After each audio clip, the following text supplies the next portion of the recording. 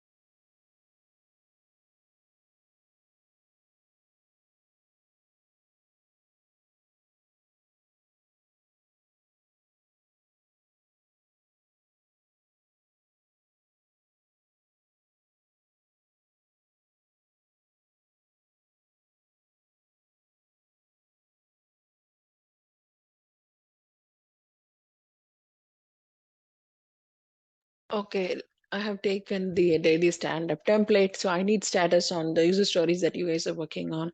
So who wants to go first?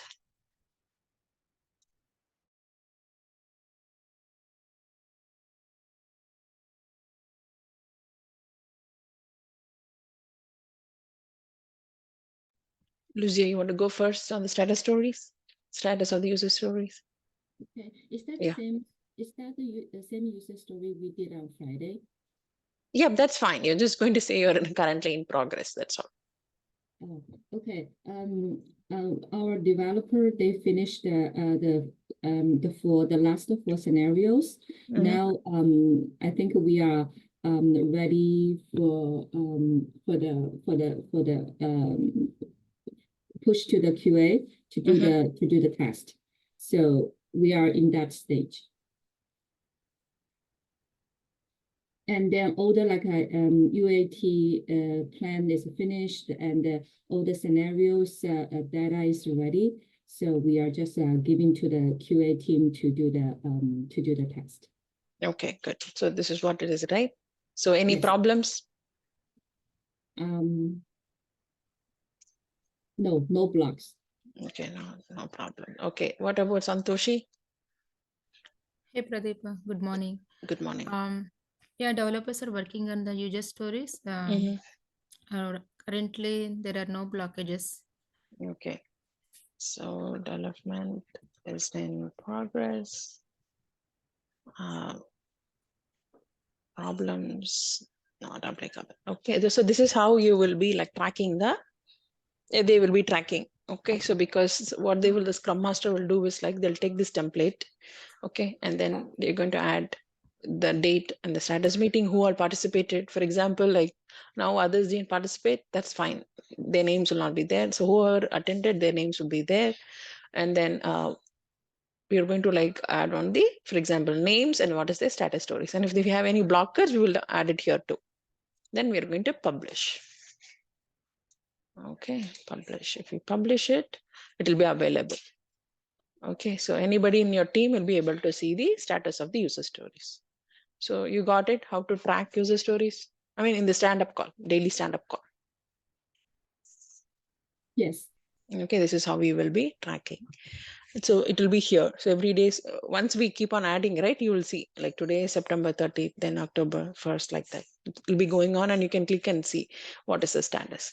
And another thing is from the user story perspective, whatever the user stories is assigned to you, you will be moving it to status, right? So for example, let's say that, for example, you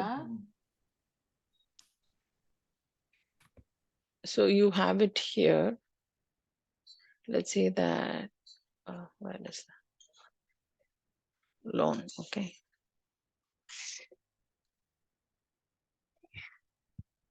And I must be able to, like, for example, you're working on this user story. Let's say you're working here. What will happen is you need to change the status here. Okay. So you'll be changing it to,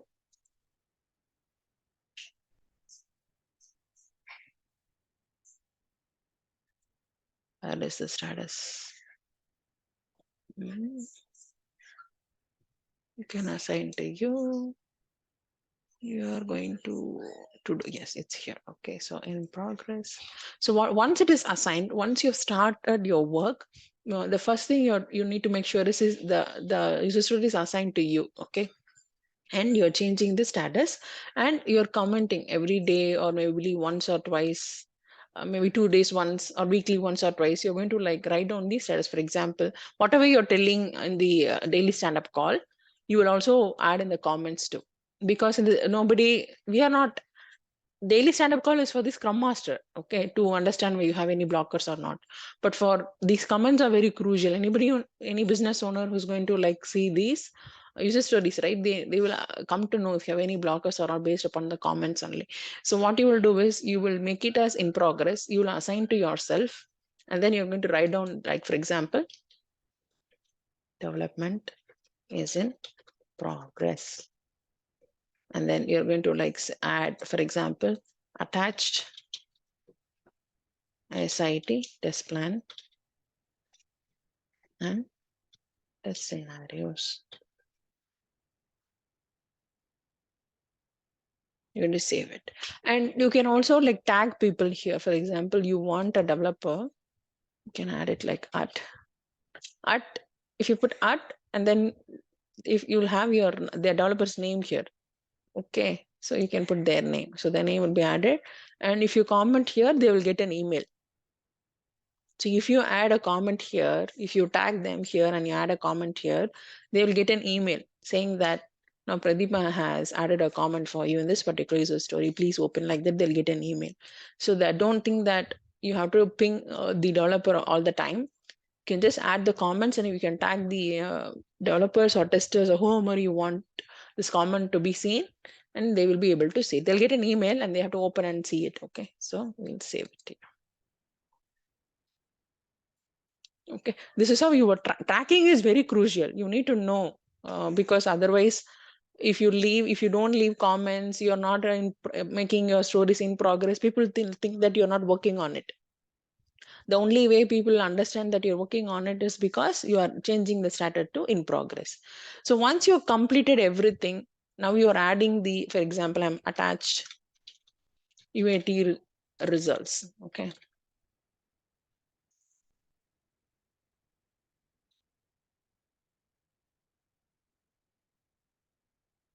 Okay, and you're attaching it. For example, you can go and attach it here. Okay, you can attach it here.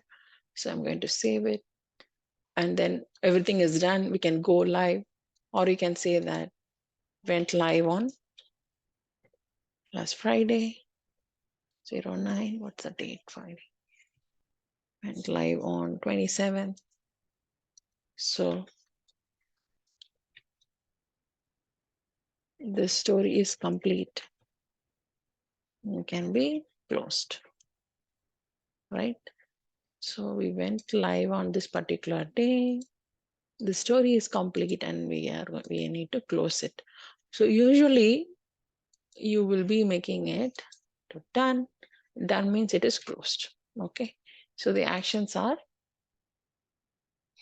to do, progress, in done. And if sometimes in the companies, if you have a like advanced, this is like free, right? So this is free. That's why you have 3 status. But actually in the companies, you'll be having like more than this. So you'll be having testing, SID testing, UAT testing, went live. So additional, it will not be just to do done in progress. You'll have more very specific action items. For example, you'll have integration testing, user acceptance testing, went live. Like this very specific status will be there. You can move to that particular status. So once you say that the story is complete and can be closed, either you can close it or your product owner can close it. Both of you can close it. But you've added a comment, this can be closed. So once if it is in done status, that before the new sprint starts, this has to be completed and this has to be closed. Okay. So that's how you track the user story. So when they say definition of done, what do you mean by when a user story is ready? They'll ask you in the interview, tell me definition of ready. What is the definition of done? When I say the user story is ready, means it has got summary, it has got acceptance criteria, it has got description, it has got all the details. So ready means the um, developer can pick it and he can develop it. That is the meaning of ready. Okay. So when the user story is done means development is done, testing is done, and we are also we are ready for to go live. So that is we have completed this user story. So it means it is done. So that's the definition of ready and done. Do you know, can you tell the difference now? What is meant by user stories ready? Ready means ready to pick up for the sprint for development. So you have everything. This particular user story has all the details. That's the meaning of ready, definition of ready. Definition of done means everything is completed. We can close this user story. That's the meaning of definition of done. Very important interview question.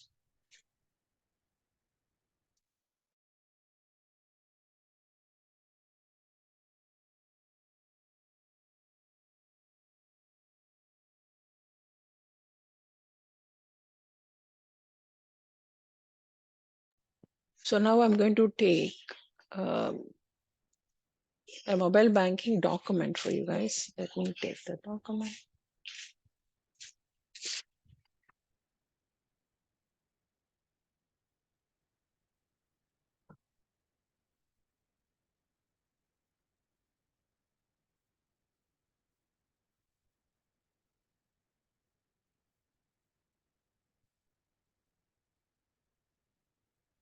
So how to write very specific technical documents, right? So let's say that for mobile banking functionality, you're going to like write SRS document, very specific technical requirements for the developer. This is how you will write. First, what you will do is you'll add the screenshot for, let's say, login functionality for mobile banking, and then you'll describe the use case.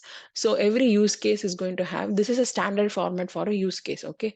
So use case ID, use case description, and who are the actors, preconditions, postconditions, ideal flow, alternative flow. And then you're going to have fields, screen components, exceptions and alerts, validations, specific feature, business rules, and endpoints. So this is something very standard.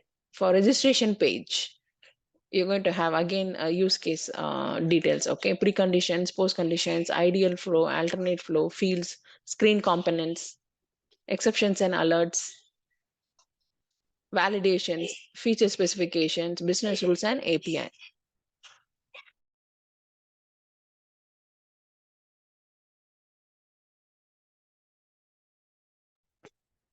And then like again for password, reset password. Again, you're going to have description of this particular use case, precondition, postcondition, ideal flow, alternate flow, what are the fields, what are the screen components in screen 1, what will happen in screen 2, what will happen in screen 3, what will happen, what are the exceptions and alerts, what are the validations we are going to do, what are the business rules and API endpoints for this particular feature, reset password. So we will like develop for user login for mobile banking of Bank of America. Okay, right now we will do that. Let me take that one page for you. Let me take a Word doc.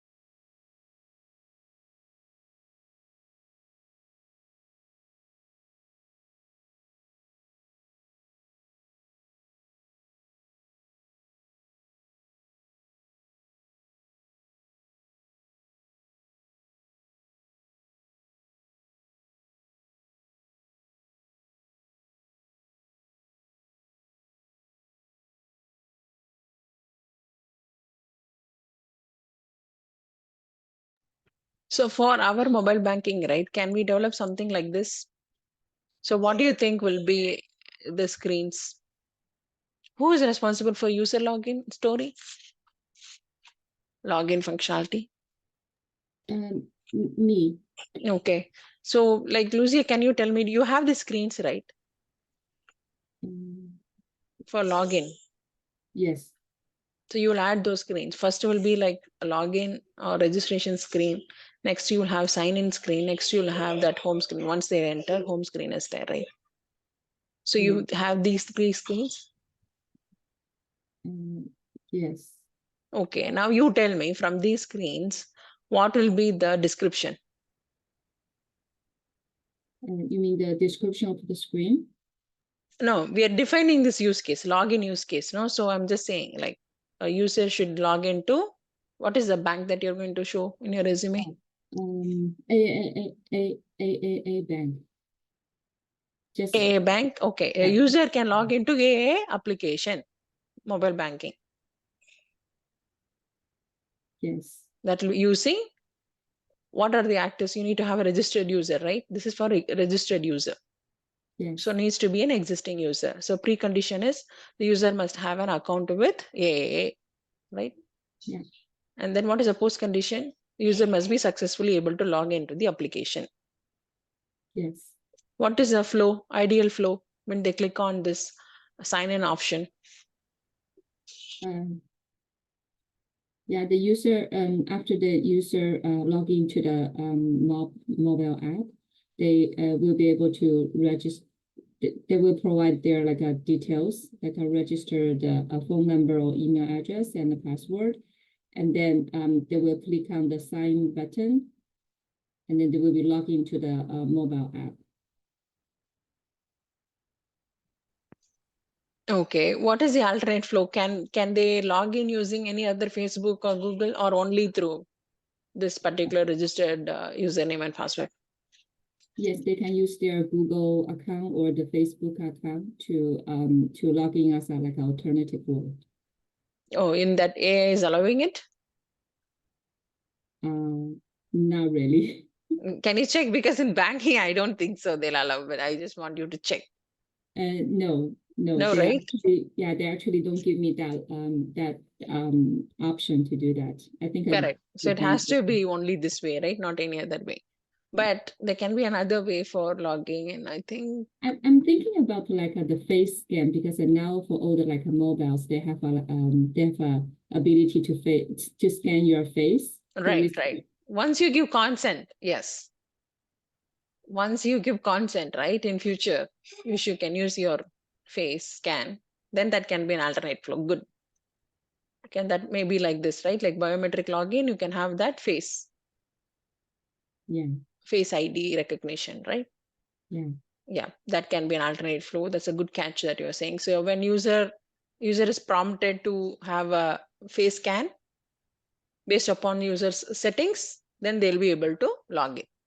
But I'm also thinking, how about if like the user they are in a say they're sleeping, someone just like scan their face. I mean, that is no, eye recognition will be there, right? Eye based upon eyes only. So you need to have you can try and see if you close the eyes whether the app is getting open. Just try and see in your phone. Okay. Yeah. And you just close the eyes and then try whether it is opening. As far as I know, I use Bank of America and I use that face ID only. So for me, eye has to be open. Only then it will allow me to log in. Okay. Yeah. So you can that, but that's a good catch. What you could. So we are not using any social login buttons, but we are using face scan IDs. That will be your alternative flow. But based upon user's phone settings, right? So I have to give consent. Otherwise, it will not prompt that thing for me. Yes. Okay. So the IDs it's not email address. I think it's for yeah, for us it's like it's an account number. account number. Yeah. Okay, got it. So account number, or can they log in through mobile phone, or is just the account number. Account number and password. Okay. So from screen perspective, what do you think? You're going to sign in, then you're going to have these things, right? So they're going to log in. So these things from a screen perspective, you're going to add details here. Screen components. What are the icons that needs to be available? So if you have something like Google, Facebook, or like just go to AAA and see, okay, what are the icons available beneath the sign-in? They we have like Apple. They actually didn't give you the sign, like they just give you the words like another way to log in, or maybe they send you the text message, give you the code, and with the code, then you can log in. Okay, let me see there.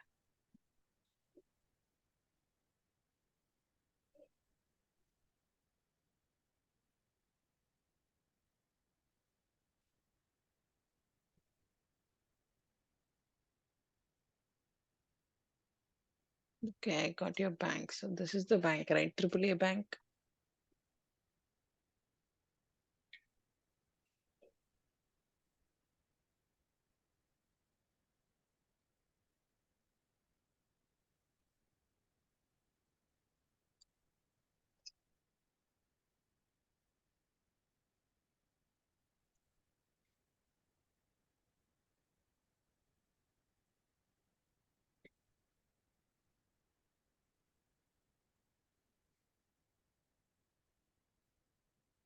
AA bank is just I give the fake name. Actually, there's no such a bank. For myself, I'm using CIBC. AA bank, we have a bank in Georgia. So you just made up that bank? Yeah, I just faked the name, but See, you already there's an existing that in my state. Okay, what's the bank that you're going to use? CIBC. CIBC.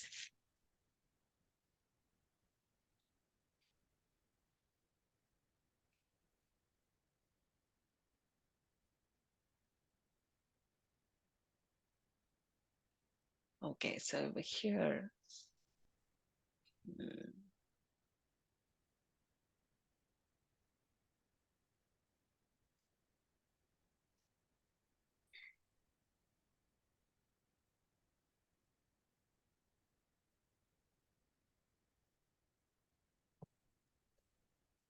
Usually there are no different options for login except the user ID and the debit card number. Those are the only two ways of login.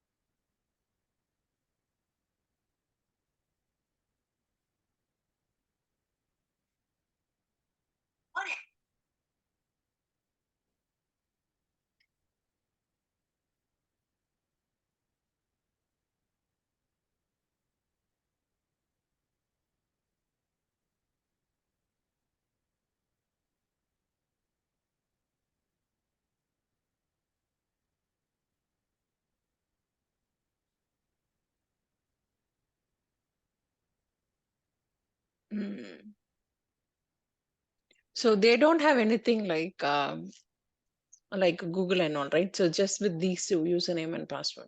No, they don't allow that. Correct. None of the bank here allows it. Correct. So what we are going to do is like accordingly, we will do that document. So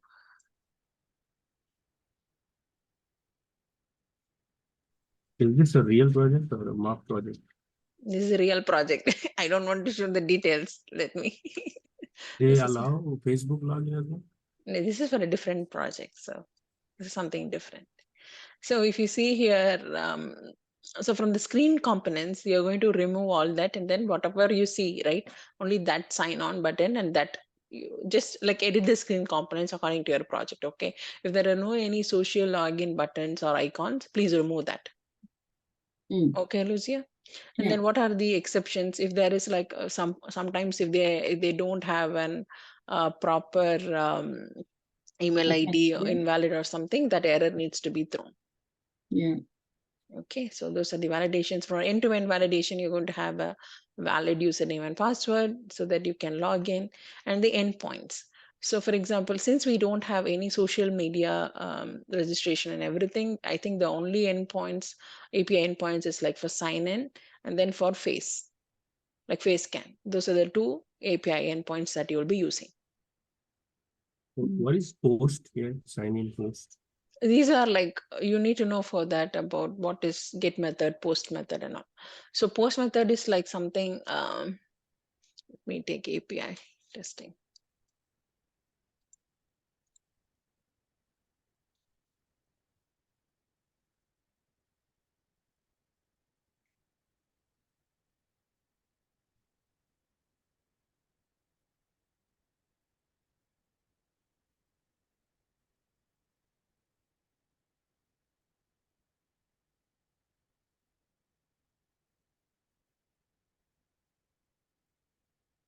And also in our bank, if you attempt 3 times, like putting in like incorrect information, if it wasn't successful, and then your account will be temporarily like locked. How many times? Three Three- times. Three Times. yeah, Okay, times. okay. Yeah, that also needs to be told to you. So this is login is successful scenarios we're talking, but you should add also like maybe that's a criteria, business rule. You need to tell. I mean, tell in this business rule. There's a business rule, right? Mm. So the account needs to be locked after 3 unsuccessful attempts. That will be one of your business rule. Okay, so what is Ari question based upon what is get method versus post method? So when we're talking about API testing, you need to understand that there are like 4 different types of method: get method, post method, put method, and delete method. So what is get method? Get is for fetching data. So when they give you a API and you are going to get data from an external system. So if Bank of America is going to use, let's say Bank of America is going to use any third party to get a credit score. Now I have to use the get method to get that information from the other company. So then you use the get method API. Then suppose in case you're using like post method is like used for sending data securely for updates also. For example, let's say I give you an example. So there are 2 different methods, right? For get method and then for post method, there are different URLs. So if you see, get method is used to retrieve information from the server, but post method is used to create or update a source. So for example, like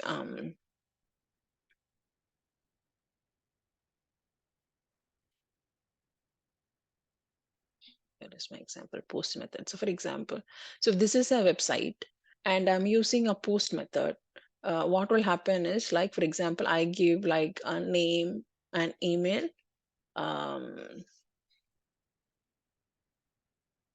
Okay, this is a perfect example. You'll be able to understand. So I have a website, but now I need to like make a purchase. What I'm doing is I'm going to post my information and I'm going to create an order. Or if I have, there is a website and now I'm going to like register or log in and then create an account for myself. Then I'm going to give my information and create a case in the backend. So when you are logging in or submitting a form in that application, or when you're making a purchase, or you're uploading something, means you are giving your information, you're posting your information, and in the backend a case will be created. So that is when you used to post examples. For guest examples is like when you're searching a product, when you are getting some kind of credit score, when you're loading, all that is get, because you're getting information. You are not, when you do search example, like for example here, I go to search menu, you're not giving any of your information, right? You're just searching and it's going to like it's giving you some information. This is get API, get method, because I'm not giving any information. Anybody can randomly come and get the information. So that is get method. Post method means you will submit your information. Okay, so your details. So here when you say in this scenario, we know we are going to log in. You are giving your information, right? Your email address and then your phone number and everything. You're logging in, so that a case will be created in the history. Then we know in the back end like how many times this user has logged in, and the timestamp also will be there in our database. So we know how many times you logged in, when did you log in, which country did you log in. If there is any suspicious login, we need to trigger an alert. The device is a new device, we have to trigger an alert. So based on, for security reasons, we are tracking all this in the backend to make sure that maybe not a different third party is actually trying to log in instead of you. So for that memory, we are using the post method. So get method means you are just getting information. You are not submitting your information. Whereas post method, in the sense, you are actually like submitting your information. So you got the difference, Ali, between get method and post method. Oh, yes. Now I got. Okay. So basically, if we are trying to enter login detail, we'll call post API. Correct. That API will be a little bit different. So you have to get these API details from your developers. Okay. See here, get is something like get. Usually how you will identify is in the API itself, it will be there, get or post, something like this will be there. Sign in post, biometric post means it's a post method. So if I want to delete my account, then we'll be able to call delete method. From let me take that method Because and then give, because usually we don't want account. You won't be let me give you some real-time example. So I can delete my bank account, right? Yeah, you can delete, but usually it will not be deleted from the database. Okay. So just I mean, I can deactivate my account. Deactivate, but from we will know this person has inactivated their account.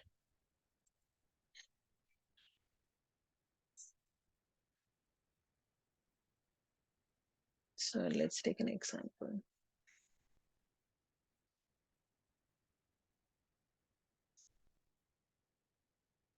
Give me some real time.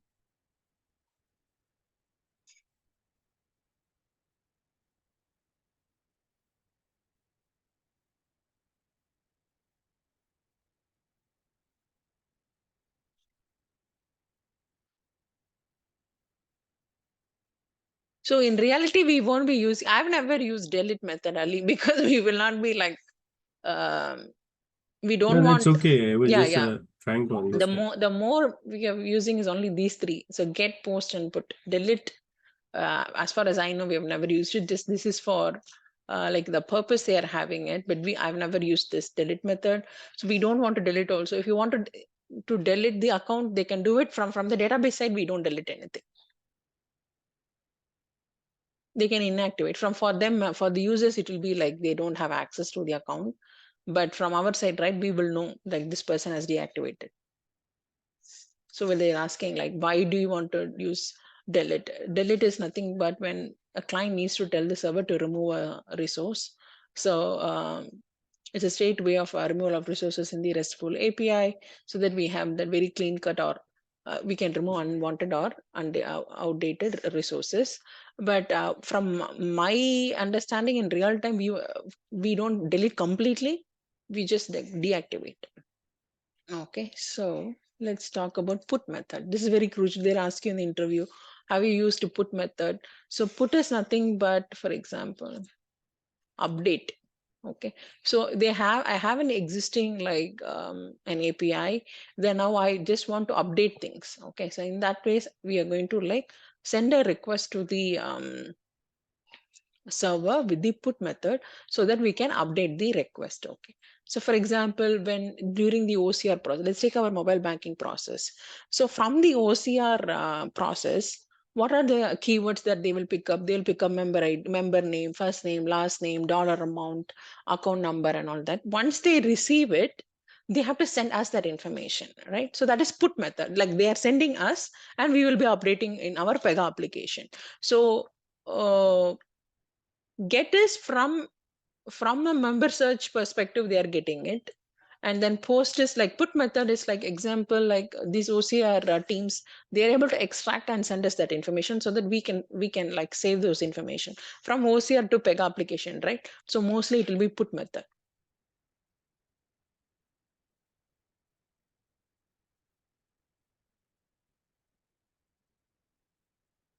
So in this put method, we will be like telling what are the mandatory fields, what are not the mandatory. For example, nice to have is like other information, but there are five fields that is mandatory. Without that, we will reject that call. We will be saying error. So every API call that from OCR team we are getting, right? These are 5 things that's mandatory. First name, last name, dollar amount, account number, and then what is the other one? Date, right? These are 5 fields that is completely mandatory. If we don't have any file fields, we will reject this particular API call. We'll send it, will that not be a success? That will be an error. We'll get an error message. What is a successful API calling? Whatever mandatory fields that our Pega system has said, this is are the 5 mandatory fields. If OCR team is unable to populate one of those fields, then we don't accept that